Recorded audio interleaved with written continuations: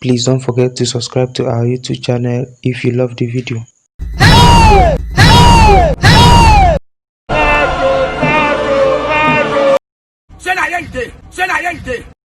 I go come out your just now to send a play. Yeah! Okay.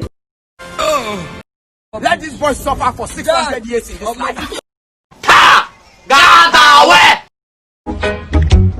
Salam alaikum. Alaikum assalam.